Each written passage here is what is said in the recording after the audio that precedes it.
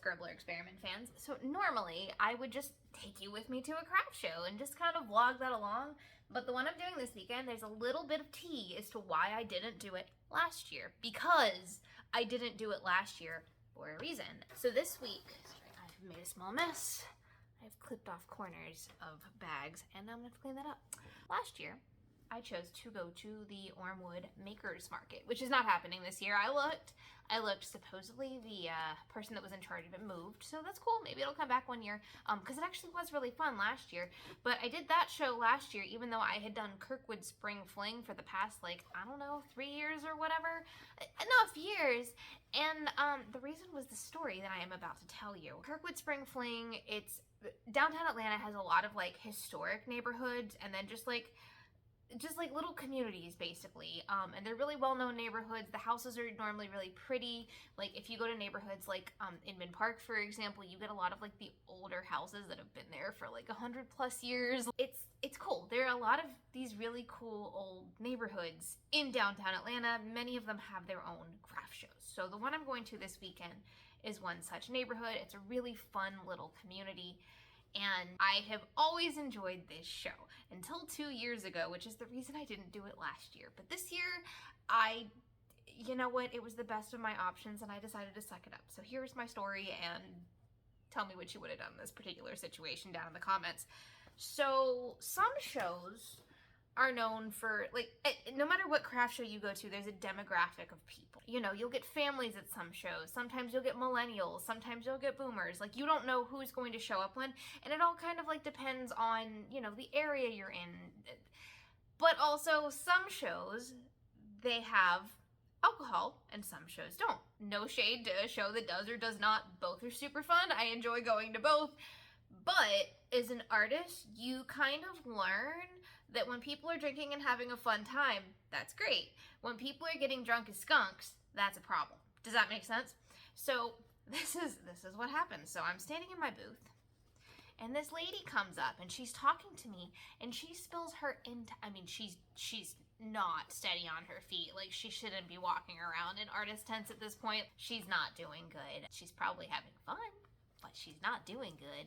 And she walks up and she's looking at my throw pillows and she spills her entire beer down the rack of my throw pillows. Now, fortunately, only 2 pillows really got beard, basically. But when I say, like, they were covered in beer, like, they're sponges. They're throw pillows, right? So these 2 pillows, I mean, they reek. I can't sell them at this point.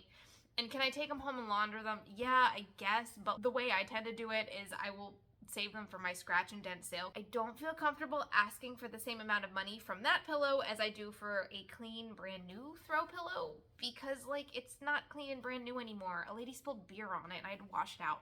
So at this point, she spilled beer down my pillows. I clearly cannot sell them at the show anymore because who on earth wants to buy that? And honestly, I personally feel like she should have replaced them, or not replaced them, but like purchased them. Like, I personally feel like if I went into a store and I ruined someone's, especially handmade product, I would be expected to pay for it. That whole, like, you break it, you buy it thing. Maybe I'm a little bit biased because, like, I'm the artist hand making all of this. Of course I don't want somebody to ruin my stuff. But I don't really have anybody backing me up here because, like, as an individual business owner, I'm by myself unless I can get one of my neighbors involved or something. But really, what are they going to do? Really, I need either a police officer or a coordinator here, and nobody's involved. So this woman, she's walking around with a beer in hand, which now it's an empty beer, and she's like, oh, I don't have my wallet with me. I can't pay for them now. I have to go back to my house, which before you're like, what do you mean she has to go back to her house?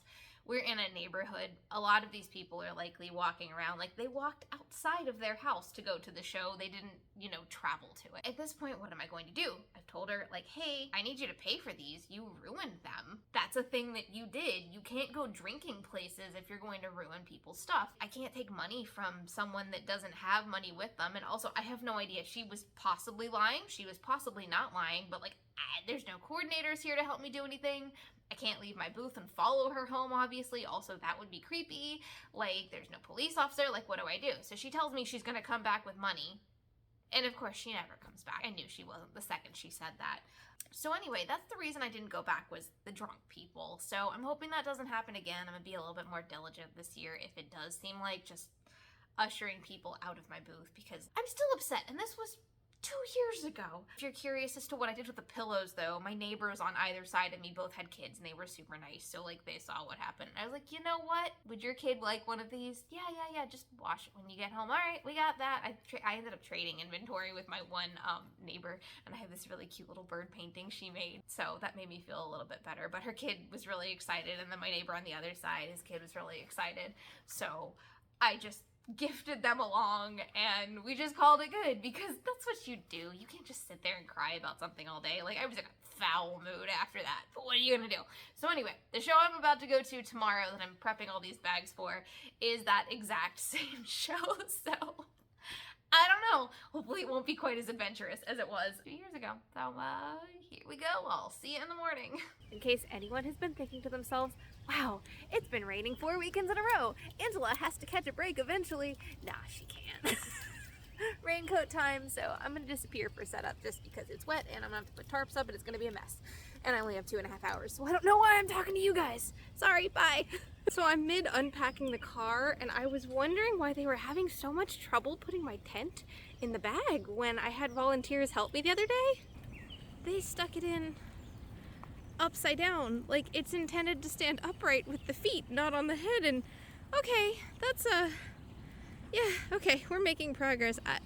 Yep, that just throws me off. So we are getting sprinkled on but not rained on, so that's fine. It does mean my hair is just gonna get more and more excellent as the day goes on, and by that I mean I'm going to hate it and I'm gonna look like I stuck my finger in an electric socket. But you can't win them all. At least it's not raining. So yeah, I'm gonna finish setting up. It's crowded in here, very crowded. It's officially 12 o'clock and we are officially open for business, and my booth is actually mostly ready. I've got a few little pieces of inventory I'm gonna fix while I'm sitting back there, but I'm gonna drink my coffee, eat my lunch, and yeah, get some inventory done. So this is what it looks like. These bags over here, those are unfinished inventory. I'm working on it, it's fine. Yeah, so it looks pretty good. All my plushies.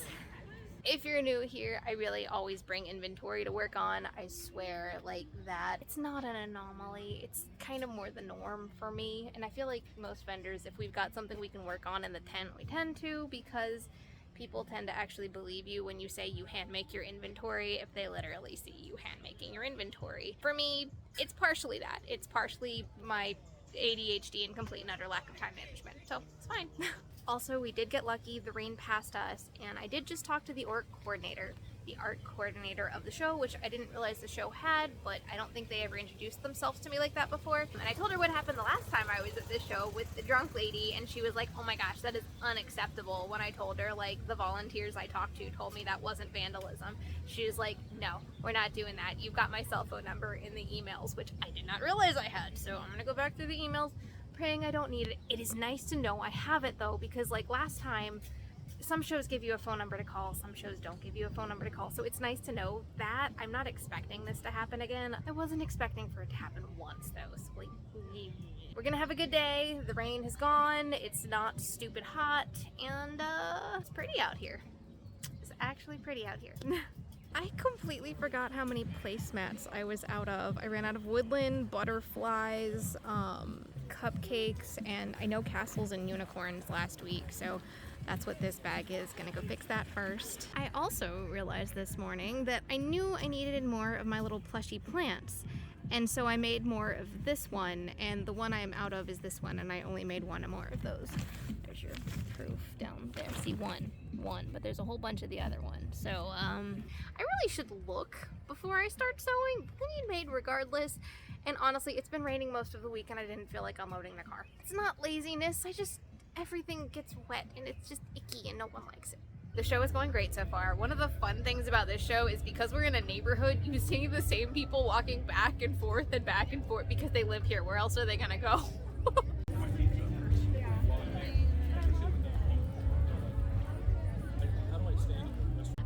Gotten more people today being like, well, you don't have to color it, right? Like, no, it's not a requirement, it's just fun. It's so interesting to me how different people think different ways. If you don't want to color it, you don't have to. It's just, I don't know, that's what it's here for. Am I the most like inobservant human on the planet? Okay, my neighbors packed up and left Like, I swear there was a booth next to me. They were for a church. I mean, look. There's no tent there. There were people here, I swear. She didn't even say goodbye. I'm so confused.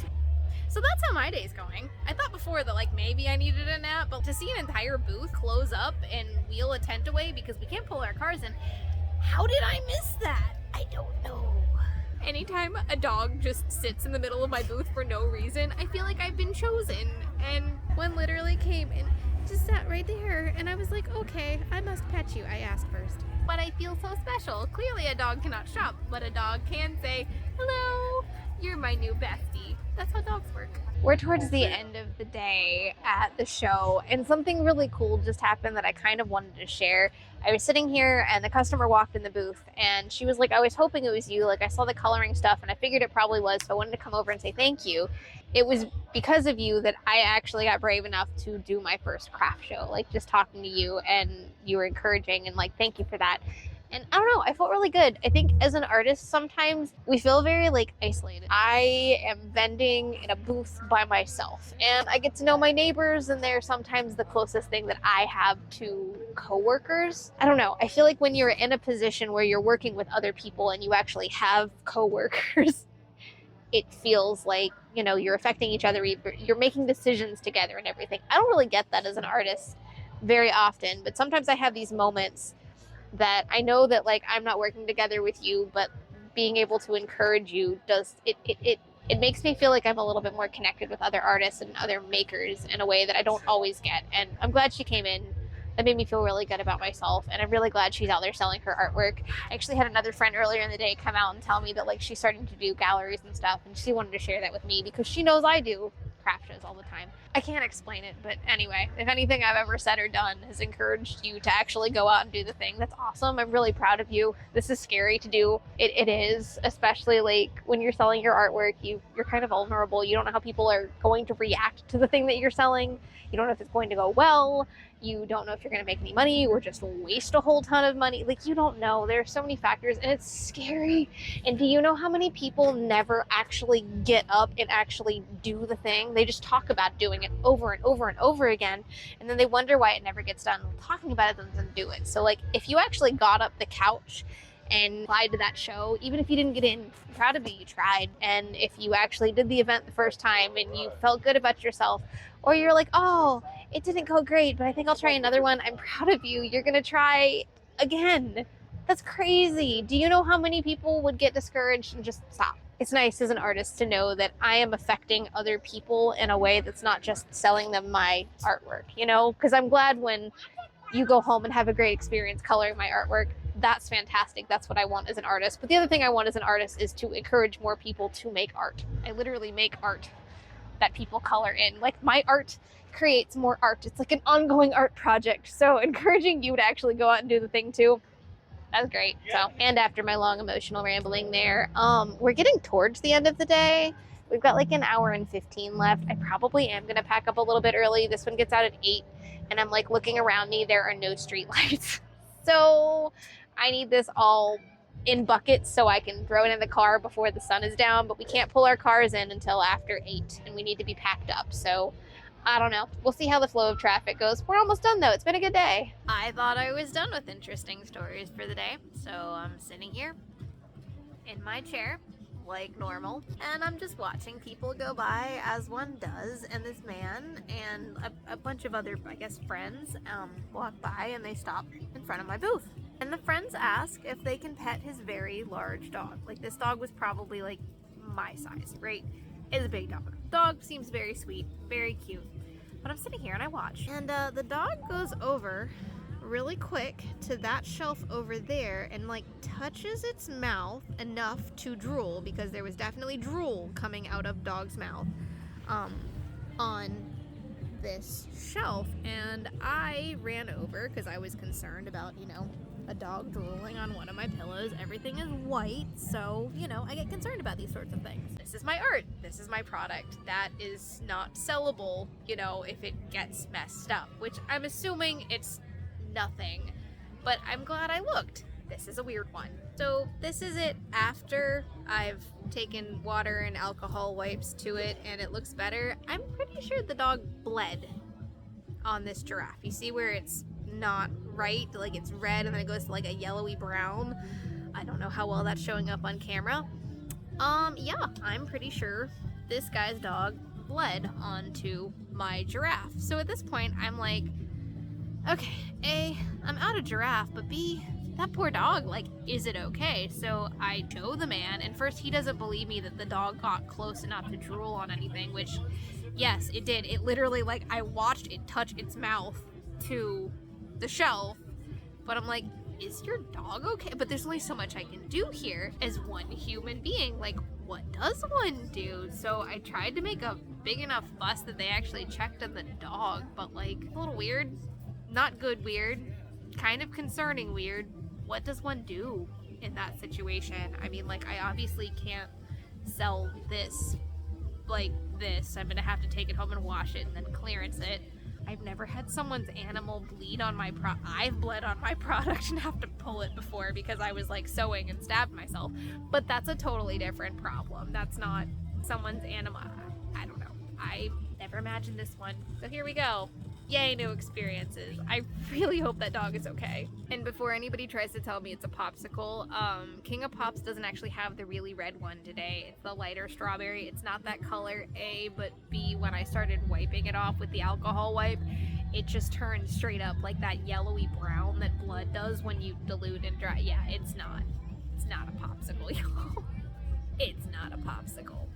I'm starting to pack up and this girl just ran into my booth and she's like, oh my god, my dad got me one of your pillows before. Actually, it was this pillow. He got me this pillow. I was like 3 years old. Now this is a big looking kid and I was like, kid, how old are you?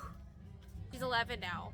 And so I did the math and 8 years ago, it's very possible. I think it was closer to 7. So I think she was maybe like 4 or 5 when her dad got her the pillow. Turns out her dad is one of my vendor neighbors from another show that I do regularly. So I thought it was funny. But like, man, when somebody's like, I've had it since I was like 3, I feel old as time itself, y'all.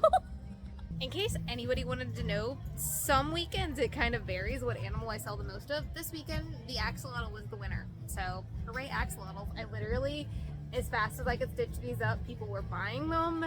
This is my last one. Like, I don't even have any in my backup bag that I can finish. So yeah, coloring axolotls, who knew? Actually, everybody knew. Axolotls are having their moment. They were having their moment last year too.